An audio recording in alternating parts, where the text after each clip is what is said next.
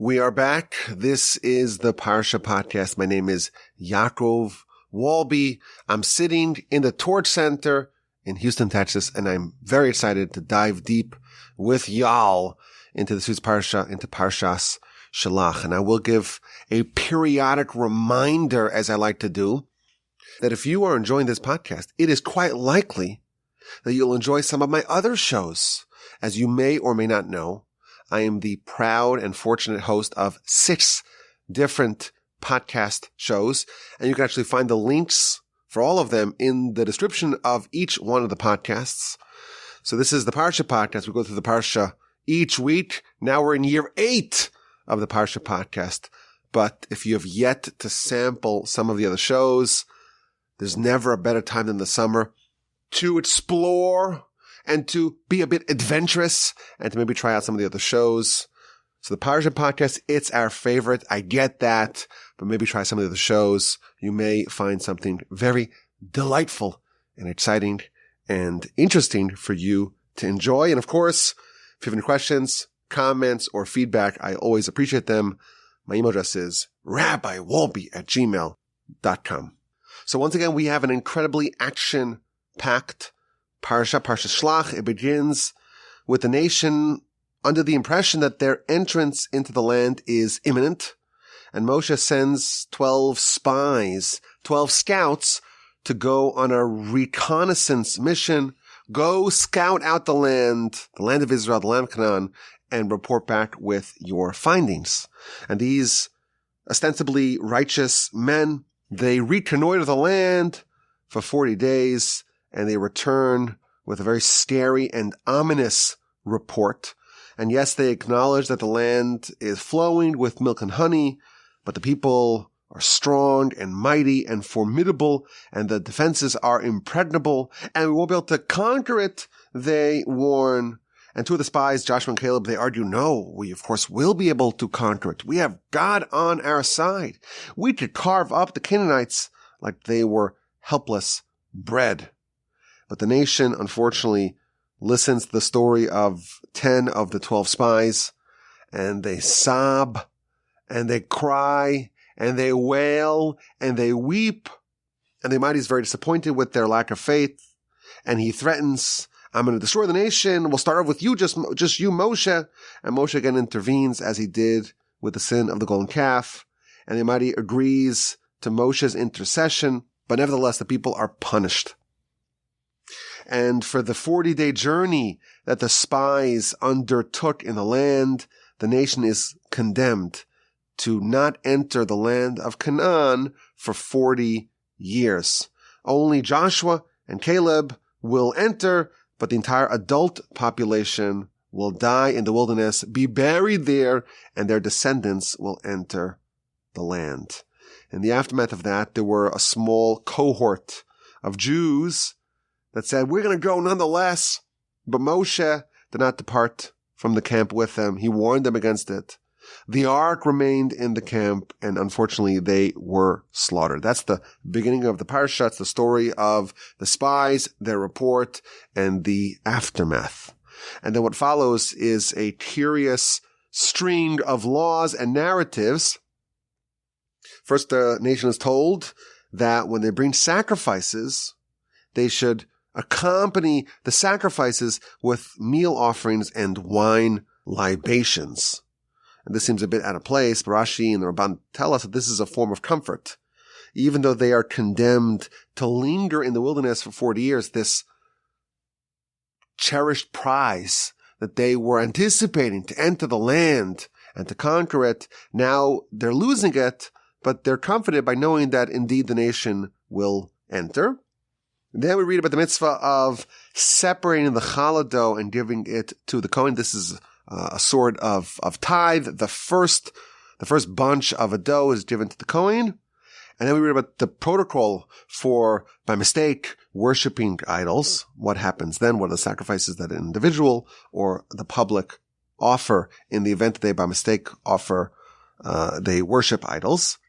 And then we have this very interesting story of the Mekoshesh. This is someone who was caught. Witnesses saw a person gathering twigs on Shabbos. And that, of course, is a violation of the laws of Shabbos. And he was seized, and he was ultimately executed for this crime of violating the Shabbos. And the Parsha ends with the third paragraph of the Shema, and that instructs us to place on four corners of our four-cornered garments, the tzitzis wrapped with a string of blue tchelis wool. That is the second part of the mitzvah, to remember the Almighty with this wonderful mitzvah of the tzitzis and the tchelis. Now, in this very special edition of the Parsha podcast, we have three wonderful segments. And of course, the theme of year 8 of the Parsha podcast is Dad. Because the Torah, of course, connects us not only to the Almighty, but it also connects us to our antecedents, to our father, to our grandfather, to our great-grandfather, to our great-grandparents, and all of our ancestors, going back to that glorious day where our nation was at the foot of the mountain at Sinai. It's important for us to realize not only does this enrich our own spiritual lives and connection with the Almighty, but also deepens our bond with our illustrious antecedents. So we go a bit deeper into this Parsha Shelach. Let's begin. I selected 3 different segments, and we start off with a warm-up segment. This is just, to loosen up a little bit. If you analyze the feedback that the spies offered regarding the land, one of the things that they say is that it's a land that consumes its inhabitants. They spoke negatively about the land, chapter 13, verse 32, and they said, Ha'aretz asher avarnu ba, the land that we traverse through, it's Eretz ocheles yoshvahi. It's a land that consumes, that eats up those who dwell in it. Now, what does this mean? So Rashi tells us, very interesting, when these 12 spies were entering the land, of course, it would be very unfortunate for them if they were noticed, if they were caught, if they were arrested. The spies, it's not a welcome thing to the homeland, of course. So if they were arrested, if they were noticed by the indigenous population, that would spell doom for them. So the Almighty created this artificial pandemic, and wherever they went, all they saw were funerals. The people were so preoccupied with the funerals of their loved ones, they didn't notice these 12 Jews who were walking around and looking around and inspecting the defenses and so on. And, of course, this was a gift from the Almighty. It was a divine distraction. The Almighty distracted the inhabitants in order that they would not notice and perhaps arrest those spies who were foreigners who were examining the land. But they misinterpreted it as the land consumes those who live in it. It's a land that people just die left, right, and center. Everyone's dying. It's not a safe land. It's not a hospitable land. Everyone's just dying. The land consumes those who inhabit it. So this is idea number 1. Rashi tells us that even though they might did them a favor, he was distracting the people that could have caused them trouble. They perceived it as being negative. So I think the lesson for us with this Rashi is that sometimes good news is perceived as bad news. And of course, we believe, the Talmud tells us, that everything that the Almighty does is for our benefit. So all bad news that we encounter, that we learn about, it's actually good news. Of course, it's sometimes hard for us to appreciate that. We have a very microscopic world view. We don't see the whole history in the big picture, but this is maybe an example of at least a lesson for us that the people, when they witnessed, everyone's just dying. There's just funerals everywhere. Funerals galore in the land of Canaan. It was actually for their benefit, but they misinterpreted it as being a negative attribute of the land. There are some other ideas about what maybe is a deeper interpretation or an alternative interpretation as to what it means that the land consumes those who inhabit it. Because even though these spies are wicked ultimately, and they're speaking negatively about the land, but it seems like what they said was actually true. the way they described the land was accurate. It was their commentary, their interpretation of what they learned. They said that it's unconquerable. That was their mistake. So when they described the land as the land consumes those who dwell in it, it was accurate. According to Rashi, it means that people were just dying, and that was, of course, not a negative quality about the land, but it was the Almighty intervening. But there's some other ideas as to what perhaps this may be hinting at. So listen to this. Idea number 1. The sources tell us when someone dies, the definition of death is the separation of body and soul. A human, when they're alive, they're a hybrid. They're a fusion. They are a chimera, where there's 2 parts within them, 2 elements, 2 competing identities within a single person, the body and the soul. And they are fused together. They are merged together. They are married together temporarily for their life in their lifetime. And when they die, when a person dies, well, each one of those parts goes back to their respective origin. So the body goes back to its origin, which is the dust of the earth. And the soul goes back to its origin, which is up in heaven on high. And of course, what happens to the soul is very much determined by how righteous the person was in their lifetime. But it's very desirous for the soul to find a resting spot in heaven. And the sages tell us that so long as the body has not fully assimilated back to its original state, i.e. as dust, so the body is decomposing, it's being eaten up, so to speak, by the ground, until that happens, the soul cannot find its, so to speak, resting spot in heaven. It's still in limbo to a certain extent. And therefore, it's a great benefit for a person after they pass for their body to decompose and to be absorbed and eaten up by the ground, the physical body, as quickly as possible, because that enables the soul in heaven on high to find its resting spot sooner. So the commentaries tell us a different alternative, a deeper interpretation into this verse, chapter 13, verse 32. Eretz ocheles yoshveh, it's a land that eats those who dwell in it.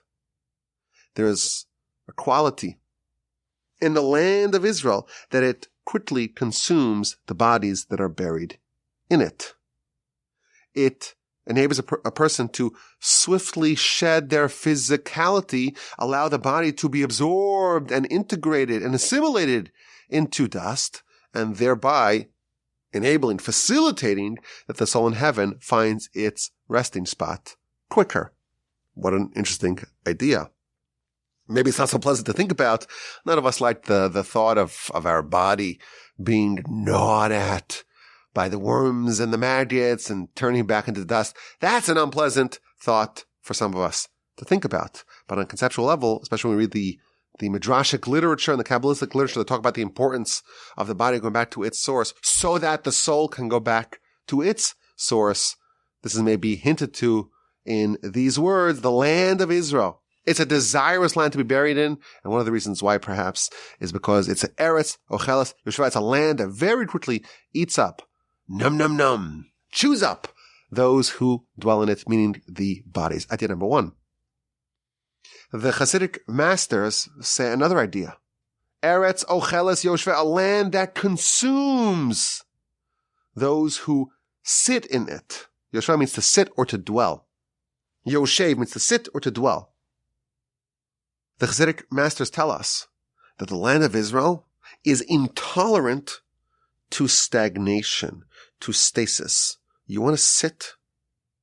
You want to remain wherever you are on the spiritual totem pole? The land of Israel is not for you. In the land of Israel, it's a place of rapid ascension or, unfortunately, rapid decline.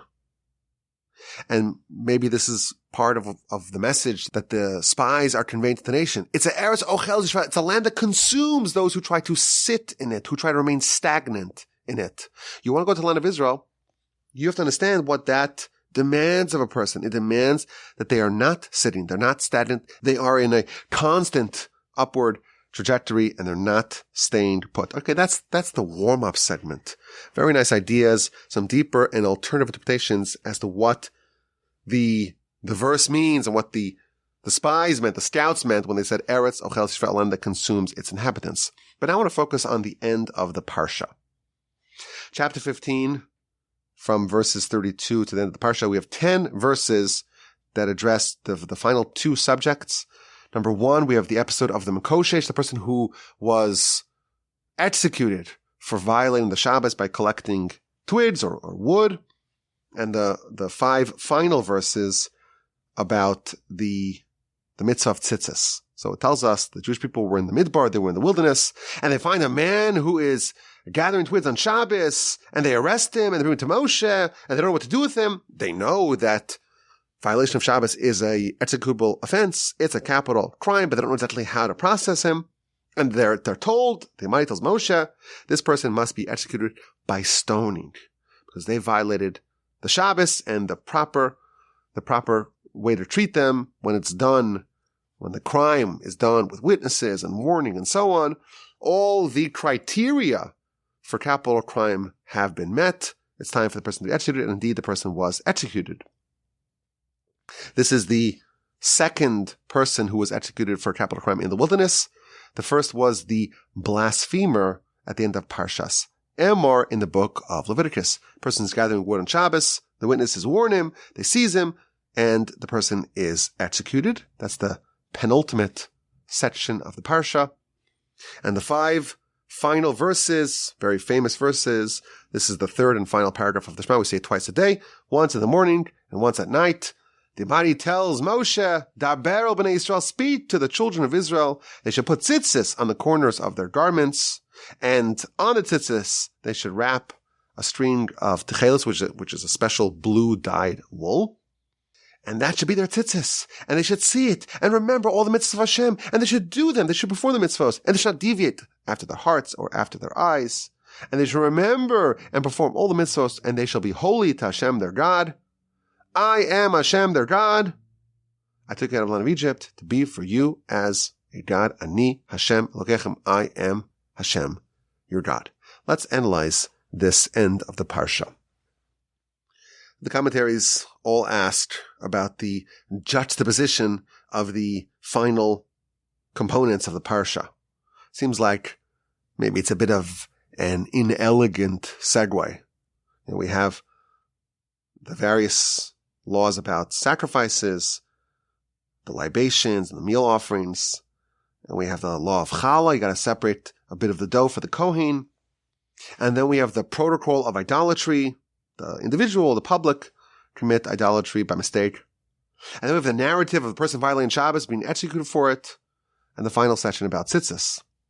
What's the connection? Like, what's the direction here that the Parsha is taking us on? So Rashi, at the end of the Parsha, he says something very interesting. The final 3 events, the final 3 sections in the Parsha, idolatry, and then the Mekoshesh, the person who was gathering twigs on Shabbos, and then the law of tzitzis, there is an internal consistency.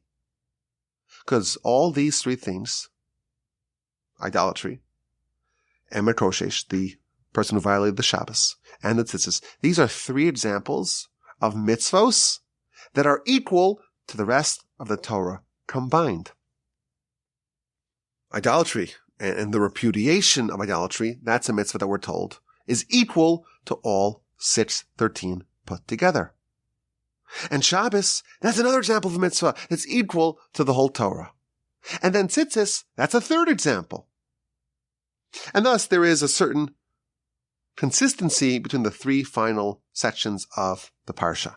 Now the truth is, there are 7 different mitzvos regarding which our sages tell us they are equal to all of Torah combined. My grandfather, a blessed memory, he wrote his final book that he wrote in his lifetime. It's a book called Mitzvos Hashkulos, which means the mitzvos that are equal. And it's all about these encapsulatory mitzvos, these 7 mitzvos that our sages tell us are equal to all of Torah put together, because these mitzvos, they encapsulate, each one in their own way, encapsulates the essence of the Torah. So this is a wonderful book. Maybe one day we'll do a podcast about it. Maybe, just maybe, I don't know. But this is a wonderful book that talks about these 7 mitzvos. And here at the end of the Parsha, we find 3 of them. One of them about repudiation of idolatry. You do that properly, that's the fulfillment of really the whole Torah on a certain level, a certain dimension. The Shabbos and the tzitzis. So that explains maybe a bit of the continuity in the end of the Parsha.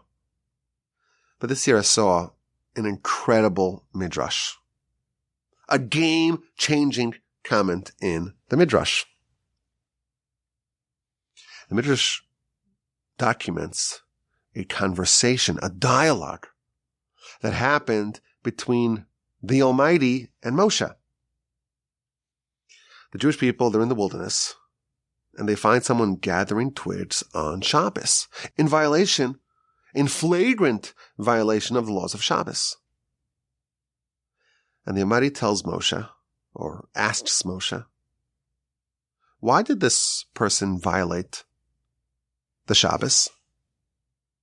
And Moshe responds, I don't know. So God says to him, I'll tell you why. I will tell you why this person violated the Shabbos. Because for 6 days, during the 6 days of the week, the nation has a prophylactic against sinning. Jewish people, for 6 days, they wear tefillin, phylacteries, on their head and on their arms. And they bind the wraps of the tefillin on their arms and on their head. And that serves as a constant reminder of their submission to the Almighty. But what happens? Shabbos comes around. And on Shabbos, you're not supposed to wear your tefillin. So on Shabbos, this person did not have a reminder to their allegiance, their affiliation with the Almighty. And that's what allowed them to sin. And therefore God says to Moshe, we have to give the nation a reminder that they fulfill even on Shabbos. Let's go find a mitzvah that will be fulfilled not just during the week, but also on Shabbos, and will serve as a reminder for those times where you're not wearing your tefillin. You'll have another mitzvah that will serve as an ever-present reminder of your relationship with the Almighty. And that's why, after the person violates the Shabbos, we have the mitzvah of tzitzis. Because tzitzis, unlike tefillin, you wear on Shabbos as well. You wear your talis, you wear your tzitzis on Shabbos. And what does it say about the mitzvah of tzitzis? You see them. And you remember the mitzvahs of the Almighty. And you remember your relationship with the Almighty. And you remember that He took us out of the land of Egypt. Ani Hashem Elokeichem. I am Hashem your God. That's the punchline of the tzitzis. And that's how we solve the problem. And we avoid a debacle, a disaster, like happened with the Makoshish, with the person gathering twigs on Shabbos. Now we'll have a reminder, even on Shabbos, and he won't, or no further person will violate the Shabbos. This is what the Midrash tells us. The reason for this sin, the Midrash says, was the absence of a permanent reminder of God. During the week, you have the tefillin, the phylacteries. And the phylacteries, they're a prophylactic against sin. How could you possibly sin? When you have this testament of God and it's wrapped to you, it's inconceivable. And that's what protected the people from sin during the week. But on Shabbos, there's no tefillin. So they're vulnerable. And that's why this person sinned. And hence, the immediate follow-up, the response to the twig gatherer, is the final part of the Parsha, the tzitzis. Now, there is some interesting symmetry between these two mitzvos. Just as the tefillin, we have the straps, and we wrap them around our arms, and we bind them to our head. Tzitzis, they also have knots The strings are knotted together, 5 knots in each one of the strings. And that too is about symbolizing this bond that we have forged with our Creator, and we must not reject it, and we must not violate it. And of course, this is a fascinating interpretation of the verse and the continuity between the episode of the twig gatherer and the final part of the Parsha and the tzitzis. But I think it's also a powerful lesson for us, just as a side note, about the power of tzitzis and of tefillin, of phylacteries, as prophylactics against sinning. I will tell you, if you want to read a very dramatic and quite unforgettable story in the Talmud, open up the book of Menachos on page 44a and read about how tzitzis spared a person from a terrible sin in very dramatic and memorable fashion. But this is a fascinating idea. After this disaster, this catastrophe of the person who violated the Shabbos, we're told the way to avoid it. And throughout the week we have the tefillin. Shabbos we don't have a tefillin, so we are given another mitzvah that will serve a similar purpose. We're given the mitzvah of the tzitzis. Now here's where it gets interesting. Who is this Mekoshesh? Who is this person who violates the Shabbos in our Parsha and is executed for it? So the Torah is moot on that question. The Torah doesn't tell us really anything. But the Talmud doxes him. That's a modern term. To dox someone. To reveal their identity. Talmud says that Rabbi Akiva revealed the identity of the twig gatherer.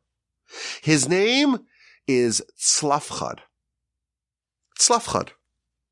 Now Tzlafchad, that name appears in the Torah. At the end of the book of Numbers, we have a story where there are 5 women, all daughters of a man named Tzlafchad, who died in the wilderness. He died because of his sins in the wilderness.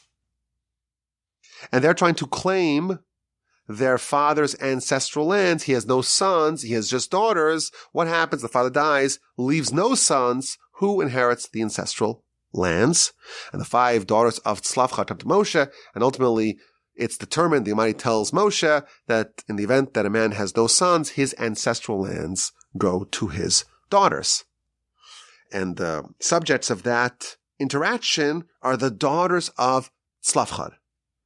And Rabbi Akiva reveals to us in the Talmud, and he proves it from Scripture, that this Mekoshesh, the person who's gathering twigs on Shabbos, he is none other than Tzlafchad. Okay, that's interesting.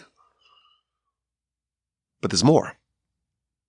The Midrash tells us that this Mekoshesh, this Tzlafchad, this person who's gathering twigs on Shabbos, he was righteous, and he actually had noble intentions when he violated the Shabbos.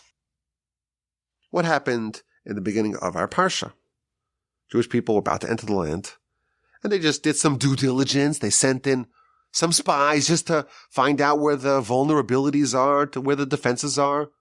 Some scouts to go examine the enemy fortifications. And they come back with a bad story, and unfortunately it cascades, it elevates, it exacerbates, and before you know it, there's this decree. The nation's going to spend 40 years in the wilderness. They're like on the doorstep of entering the land, and suddenly they're told you'll enter in 40 years from now. So the people were dejected, and they felt that the Almighty was unfair. We have a deal here. You take us all out of Egypt. We accept the Torah, and we enter the land. And the Almighty, he rejected his part of the deal, they argued. If we're not going to enter the land, they reasoned, we're no longer obligated by our terms, by our side of the bargain, that we're going to observe his Torah. So there was an attitude that was prevalent in the wilderness following the events of the beginning of our Parsha,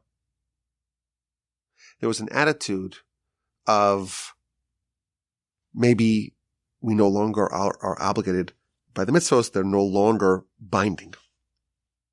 So in order to quell this opinion, in order to dispel this mistaken notion, this righteous man, name is Slavchad, he gathers some witnesses and he says, look carefully what I'm about to do. And he willfully violates the Shabbos. And they warn him, don't do it. And he says, I don't care. I'm going to violate the Shabbos and I want to be executed. And I'm going to make sure I check all the boxes that are needed for capital crime. The witnesses, they warn him. He verbally accepts the warning. I know that I'm doing a violation of Shabbos and I know that I'm going to execute it and I'm doing it nonetheless. And indeed, they bring him to court and he gets executed. What happens to the rest of the nation? Everyone realizes, oh, you better believe that the laws of the Torah are completely binding still. And this martyrdom almost of this Slavchad, it created a chilling effect on the rumblings that were in the camp. Oh, the Torah is no longer valid. It's obsolete. No longer can anyone claim that the Torah has reached the point of obsolescence. They witnessed everything. Everyone sees Slavchad. He's been executed because he gathered twigs on Shabbos. The laws of Shabbos, the laws of the Torah are still very much in effect. So we have this interesting backstory here. We have this, can we call him a righteous person? It's hard to know because he's righteous. He had noble intentions, but he also violated the Shabbos. And he died in order to reinforce the sanctity and the immutability of the Torah and of Shabbos. And then at the end of the book, his daughters are going to make some very consequential appearances, and they're going to be the ones who teach us or who are used as the vehicles to teach us an important law about the inheritance of ancestral lands. Now we find out even more about this Slavchad character. Now listen, this year, year 8, the Parsha podcast is going to be deep and deeper. So you have to forgive me if this goes in a little bit of an unusual and surprising way. The Kabbalists tell us that this person, Slavchad, he makes another appearance. He is going to be reincarnated as a very righteous person. And he's going to be given the opportunity to fix what he corrupted by violating the Shabbos. Yes, he had noble intentions. Noble intentions are great, but he violated the Shabbos. He's going to be brought back, reincarnated, and be put in a situation where he has to choose whether or not to violate the Shabbos. And he's going to overcome it and thus rectify and cleanse and fix and purge the flaw in his soul that came with the violation of Shabbos. We're told by the Kabbalists that the Tana, the author of the Mishnah, whose name was Rabbi Yehuda Bar Ilai, according to most, when it says the word Rabbi Yehuda in the Mishnah, it's a reference to this Rabbi Yehuda, Rabbi Judah. This person, it's the same person. It's a reincarnation of Slavchad. It is perhaps not a coincidence. Slavchad ben Chefer, which is the full name of Slavchad, it's the exact gematria of Rabbi Yehuda Bar Ilai. Rabbi Yehuda, the son of Ilai. So that's maybe some indication that maybe there's some overlap. But the Talmud gives us an amazing story, which tells about this great rabbi and his superlative care to not violate the Shabbos. And it gives us this incredible wink, wink, and a nod that this is none other than Slavchad. It tells the story that Rabbi Yehuda Bar Ilai, there was a breach in his fence around his field. So he wanted to come and fix the fence. There's a hole in the fence. Got to fix it. And he remembered that it was Shabbos. Of course, you can't build a fence on Shabbos. So not only did he refrain from fixing the fence on Shabbos, he never fixed that breach in his wall, to never forget about the Shabbos. Continues the Talmud that there was a miracle that happened. And a caper bush grew in the breach, so closed up the breach. It was wall on one side and wall on the other side, and this big bush in between, covering up, sealing up the wall. And that bush produced food for him, livelihood for him, and for the rest of his household. This is a story about Rabbi Yehuda bar Ilai. And here's where it gets interesting. This caper bush, the word that the Talmud uses for it is a tzluf. That's the name of that's the name of the bush. And the commentaries tell us, the Kabbalists, they're citing the Arizal amongst others, how would you say one caper bush? You would say tzlaf chad. One, chad is one in Aramaic. Tzlaf is this type of bush. So he had one caper bush, tzlaf chad, that closed up, that sealed this breach in the wall.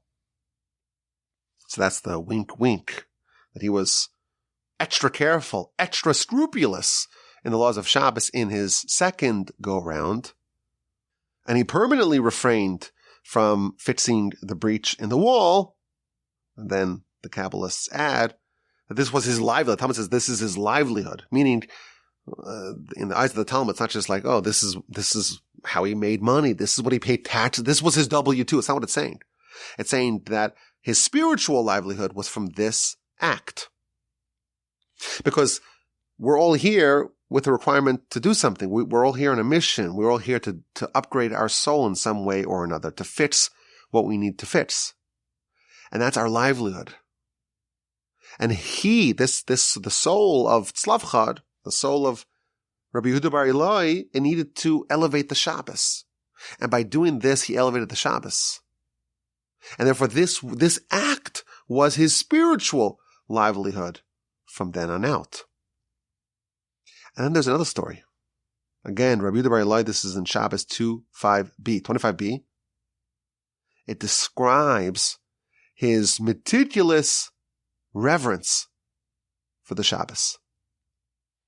He had a policy for how he would prepare. This was his custom for how he prepared for the Shabbos. Before Shabbos, it was Erev Shabbos, Shabbos Eve. He had this bowl full of hot water, and he would wash his face, and wash his hands, and wash his feet. And he would wrap himself up in tzitzis.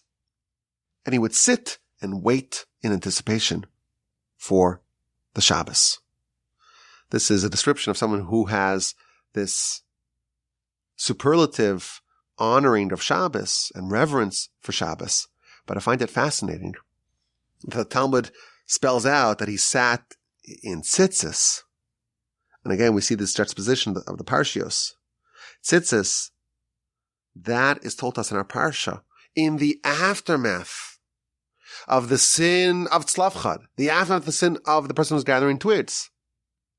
And this is a way, the tzitzis is a way to rectify the sin that happened.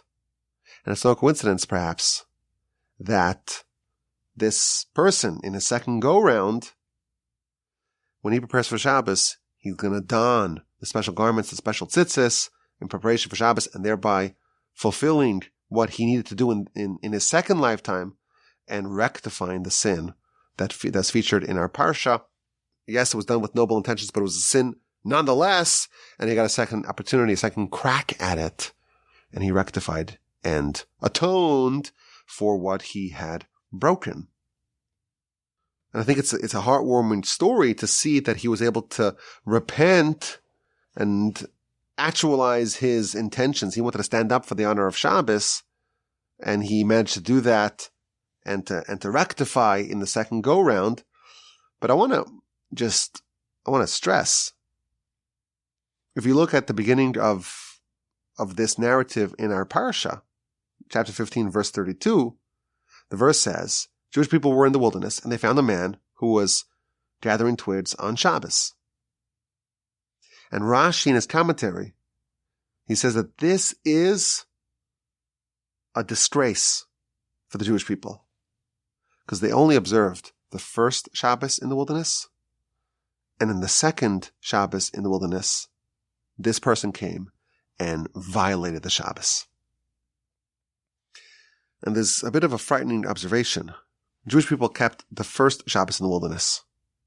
When it came to the second Shabbos in the wilderness, that's when the event of the Mekoshesh, the person that we know as Slavchad, who came later on as Rabbi Yehuda Bar Ilai in the times of the Mishnah, about 2,000 years ago. And that's when he came and violated the Shabbos. And of course, he had his noble intentions. And this was almost like a martyrdom. He wanted to die in order to dispel any misconceptions about the laws of Shabbos and the laws of the Torah more broadly not being applicable. So we may look at him as a hero, perhaps hard to say he's a hero of the Shabbos, but he's a martyr of sorts. Rashi tells us that the first Shabbos in the wilderness, it was observed properly. This person, Slavchad, the Mekoshesh, the person who's gathering twigs on Shabbos, he violated the second Shabbos in the wilderness. And the frightening observation is that the Talmud tells us that if the Jewish people, if we only observed 2 Shabboses in a row and we followed all the laws, that's all it takes to ensure that we have redemption. We arrive at what we call Messiah. What does it take?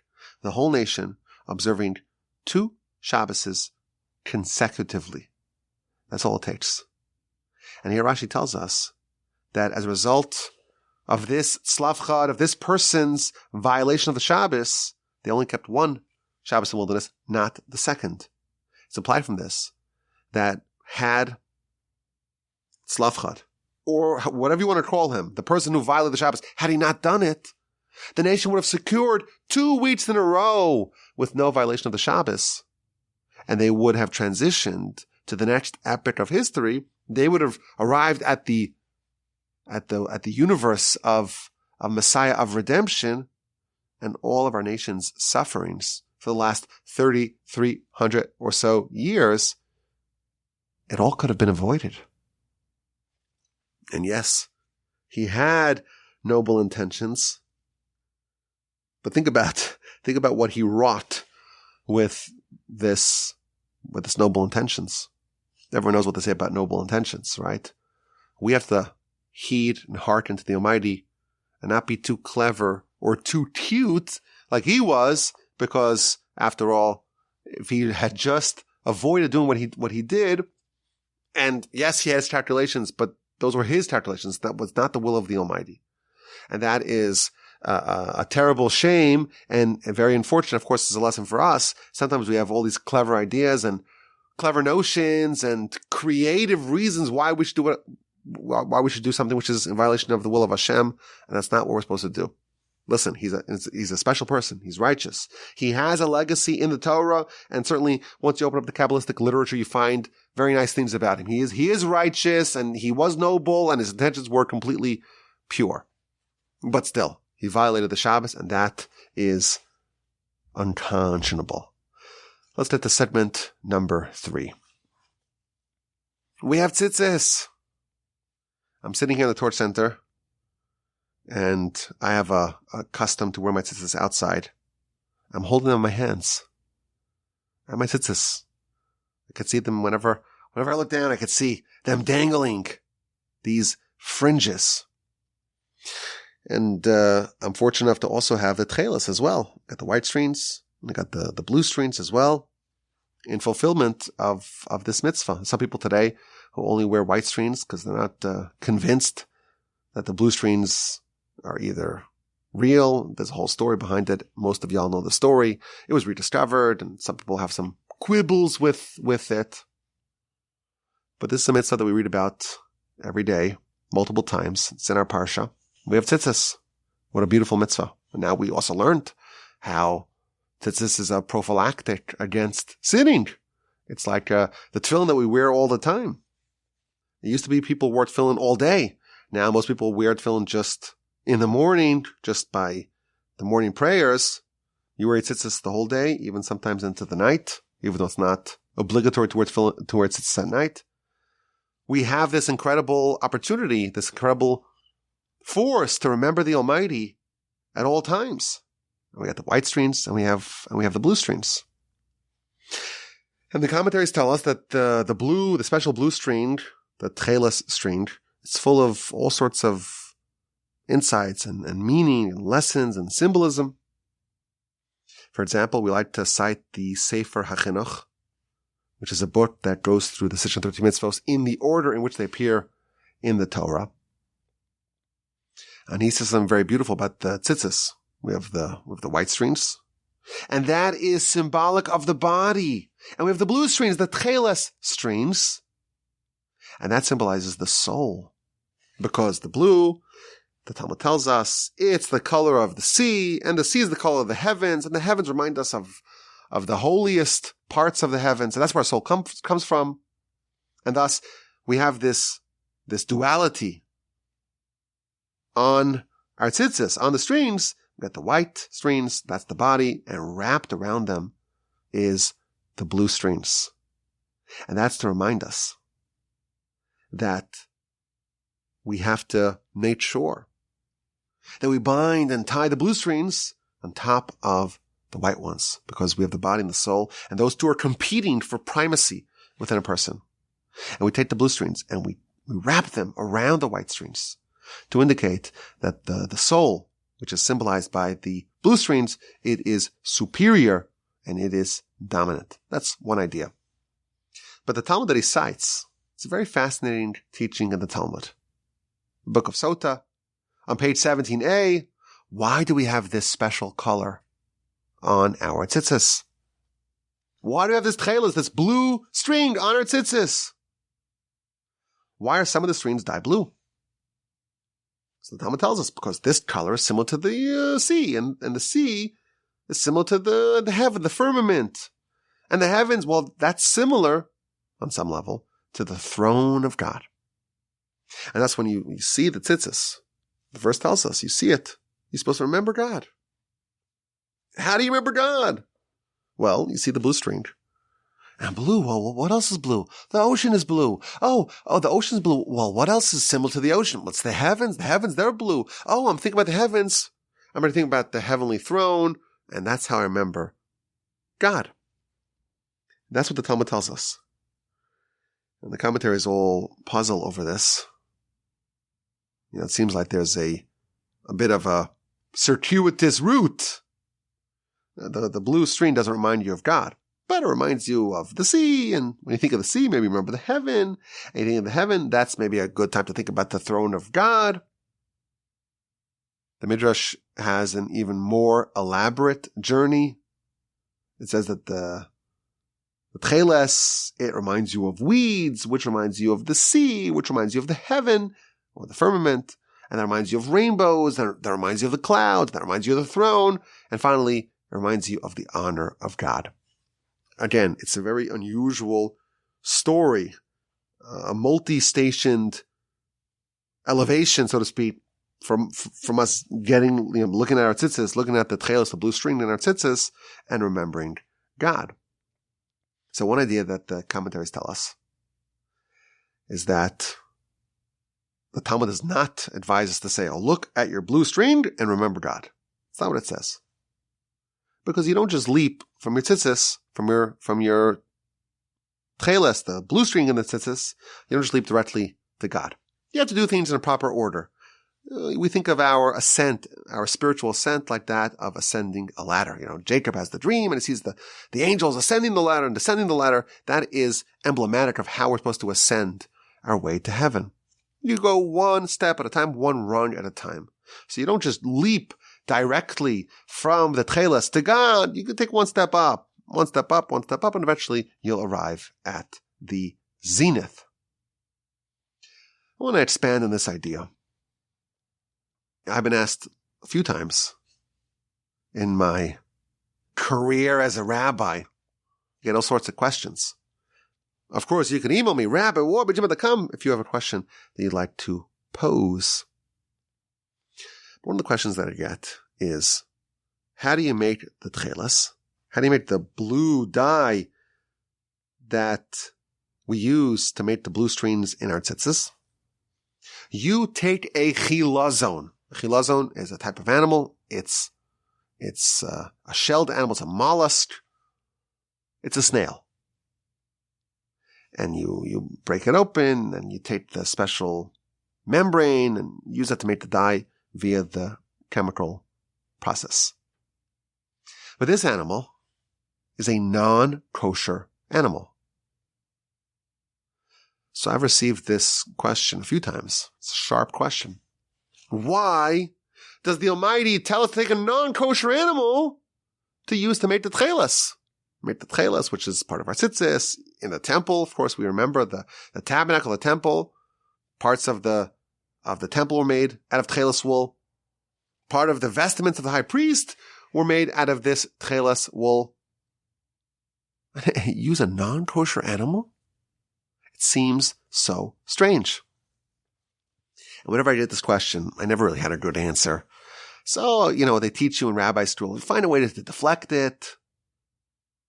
You have to learn how to dodge tough questions. You redirect it. You make a distraction. Oh, look, squirrel. But really, it's a good question. There's so many lessons we read about the tchelas. And where does it come from? Its origins are in a non-kosher animal. So I have a suggestion here. Tzitzis. It's one of the mitzvahs that are equal to the whole Torah combined. So if we just look at this mitzvah, we're able to know something that is applicable across the board. Tzitzis is symbolic of the whole Torah.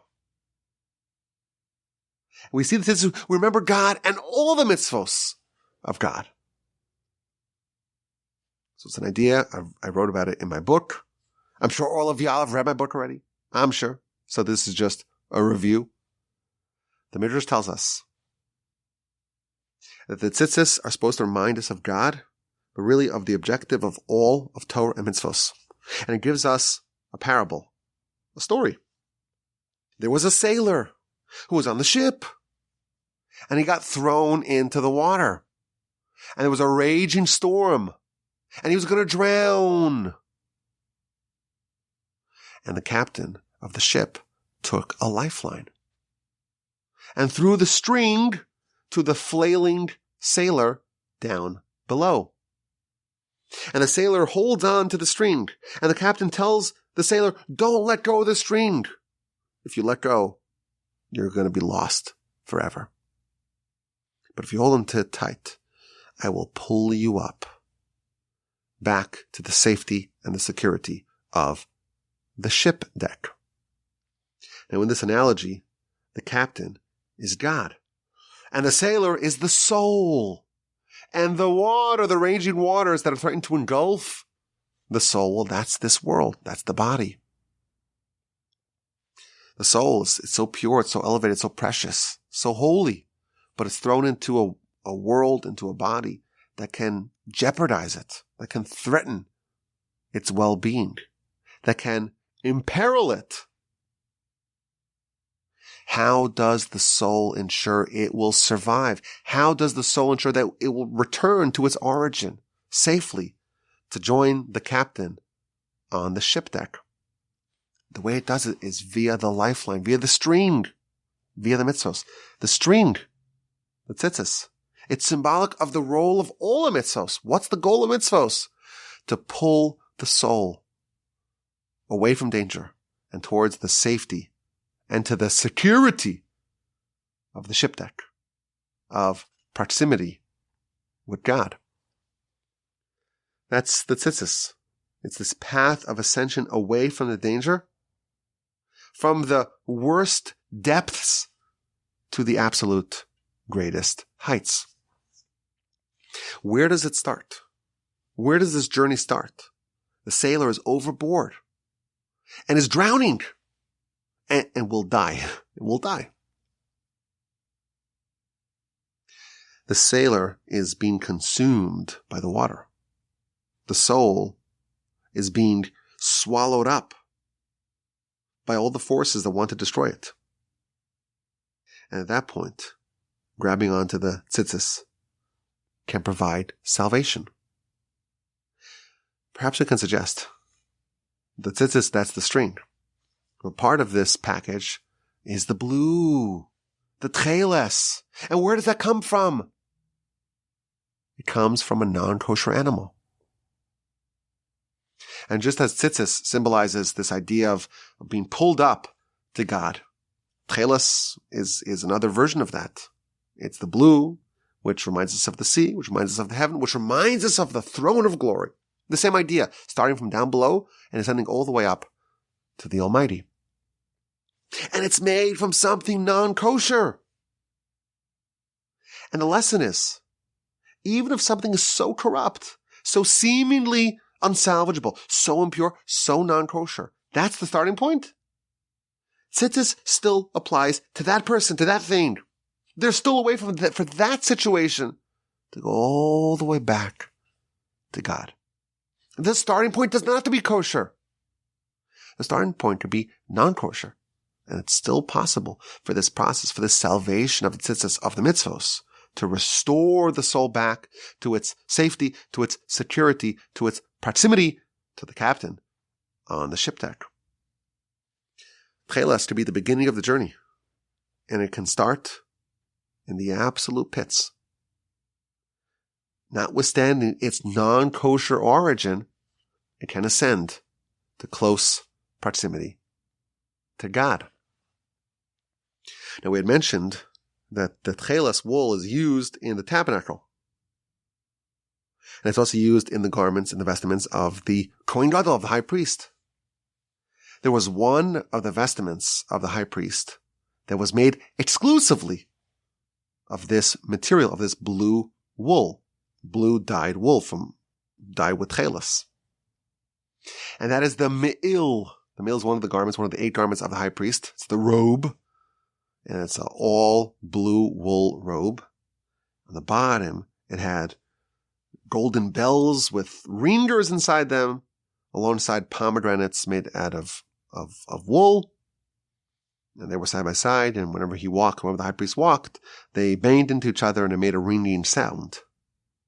That's the me'il, that's the robe made out of this material. Now the Talmud tells us that each one of the vestments of the garments of the high priest, it would provide atonement for a different class of sins. And it tells us that the me'il, this garment, the robe made exclusively of this material, this wool, this tcheles wool, this blue wool material with the chattering bells and ringers on the bottom, that provided atonement for the sin of lashon hara, for the sin of gossip. And the Talmud tells us, the me'il, the robe, made a lot of noise. There was a cacophonous sound that emerged from it. And therefore it made sense. Noise should fix noise. When someone sins lashon hara, they gossip, they speak negatively about someone else. That's sound, that's voices, that's noise. Okay, the me'il makes noise, and therefore that provides atonement for that particular sin. Perhaps we can speculate. There's maybe another insight into the robes, to the me'il's power to atone for lashon hara.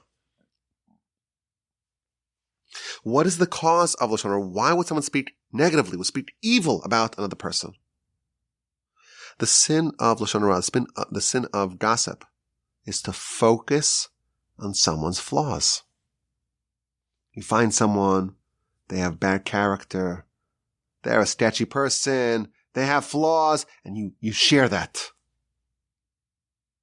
And you almost assign that person that negative character trait. The me'il, the robe, is made out of tcheles. It's made of this blue dye that originates in a non-kosher animal. This material, the blue dyed wool, it reminds us that even the lowest of the low, someone who is completely, almost really submerged in that roaring sea. Someone who begins with the lowest point, the non-kosher origin, they can ascend to the highest of highs. Perhaps this is another reason why the me'il specifically, this garment made exclusively out of chelas, that's why it can atone for the sin of Lashon Hara, because on a fundamental level, you think about it, this perspective of the chelas, that no matter how low someone is, they can always ascend all the way back to God. That remedies the cause of Lashon Hara. That attitude remedies the causes of Lashon Hara and thus provides atonement for it. I appreciate deeply your attention to this week's Parsha podcast.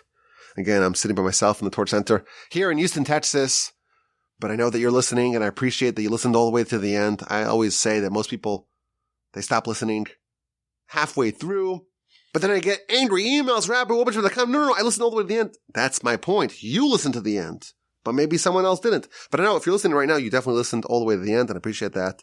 Thank you for your attention and for your listenership and for your wonderful support of the Parsha podcast and the great work of Torch. Send me an email, rabbi.com. Have a wonderful rest of your day. Have an elevating and inspiring and productive rest of your week.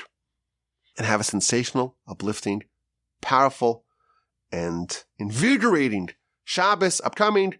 And please God, with the unending help of the Almighty, we will gather together again next week for another installment of the Parsha podcast. And again, my email address is rabbiwolbe@gmail.com.